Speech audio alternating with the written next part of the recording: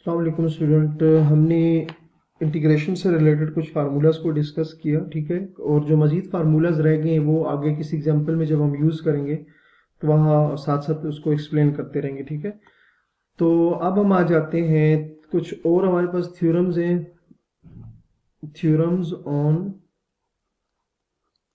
Theorems on integration या anti derivative, ठीक है। Theorems on anti derivatives, theorems on anti derivatives.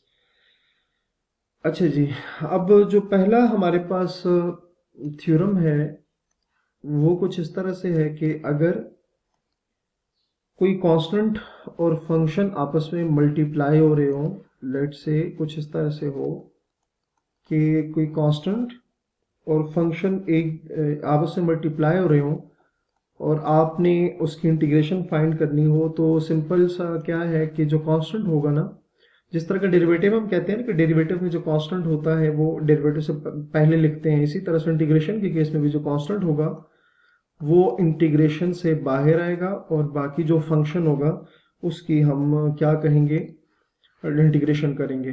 Where A is, और ये जो ए होगा where A is a constant, where A is a constant, A क्या होगा, कोई भी कांस्टेंट होगा, ठीक हो गया।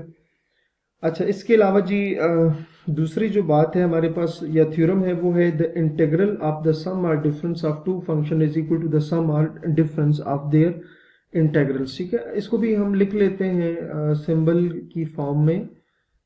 और वो क्या है कि अगर दो फंक्शन या तो ऐड हो रही हो या सब्ट्रैक्ट हो रहे हो, लेट से एफ ऑफ 1x या तो ऐड हो रहे हो या सब्ट्रैक्ट हो रहे हो, किसके साथ, एफ ऑफ 2x के साथ, और उसको इंटीग्रेट करना हो, तो इंटीग्रेशन सिंपल क्या आएगी, दोनों पे अलग अलग इंटीग्रेशन आएगी। F of x D x plus minus का मतलब ये कि अगर यहाँ पर प्लस होगा तो उधर प्लस आ जाएगा, अगर माइनस होगा तो माइनस आ जाएगा, ठीक है। मतलब दोनों को कंबाइन करके लिखा गया, समझाने की खातिर कह रहा हूँ कि अगर इधर प्लस होगा तो उधर भी प्लस आ जाएगा, अगर माइनस आएगा तो माइनस आ जाएगा, ठीक है। तो ये दोनों आपने जहन में रखनी है।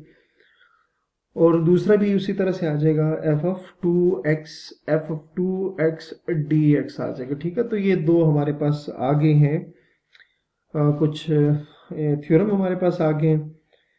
अच्छा जी, अब आ जाते हैं, एक हमारे पास रिजल्ट है। जो रिजल्ट है उसकी हेडिंग हमारे पास कुछ इस तरह से कि एंटी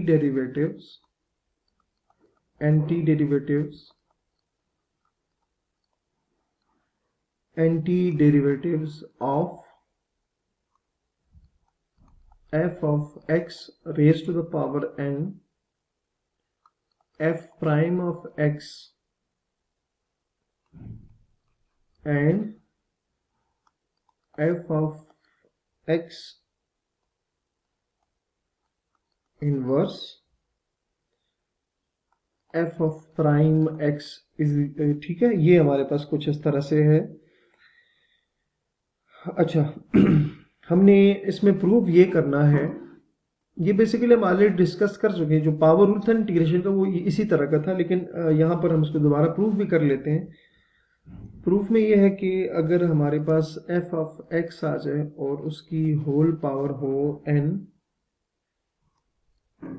और साथ उसका f ऑफ x का डेरिवेटिव भी एग्जिस्ट कर रहा हो, तो उस केस में जो इंटीग्रेशन होगा वो f of x into whole power n plus one divided by n plus one plus C के ऊपर, ठीक है स्टूडेंट। तो ये वही बात है, जब मैं पावर रूल अप्लाई कर रहा था तो आपको मैं यही कह रहा था ना कि जिस चीज के ऊपर पावर है उसका डेरिवेटिव इधर होगा तब जाके इंटीग्रेशन का फार्मूला अप्लाई होगा। तो यहाँ देखिए एफ ऑफ एक्स की पावर n है, होल पावर n है, तो साथ क्या मेंशन है कि एफ ऑफ एक्स का डेरिवेटिव होगा तब ये जाके उसकी इक्वल होगा। तो ये पहला जो है प्रूफ है हमारे पास।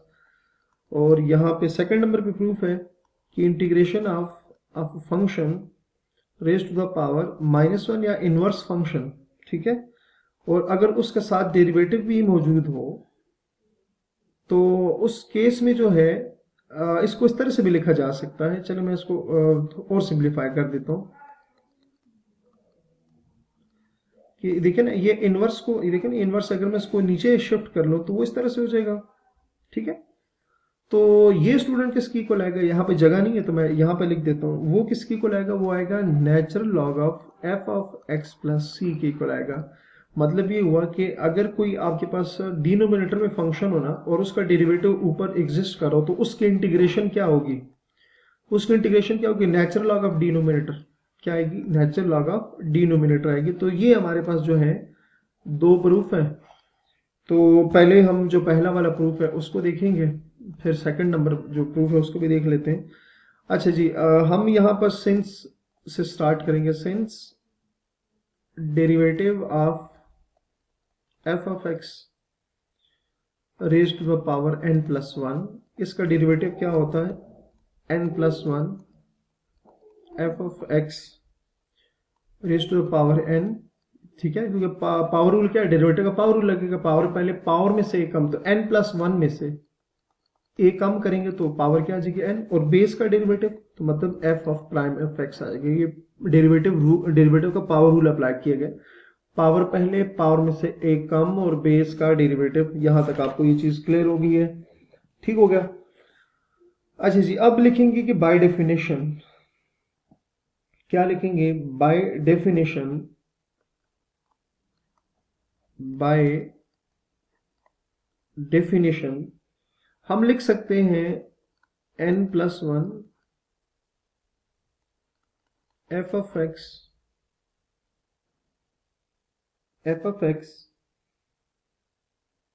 Raise to the power n F of prime x is equals to F of x n plus one plus C, ठीक है।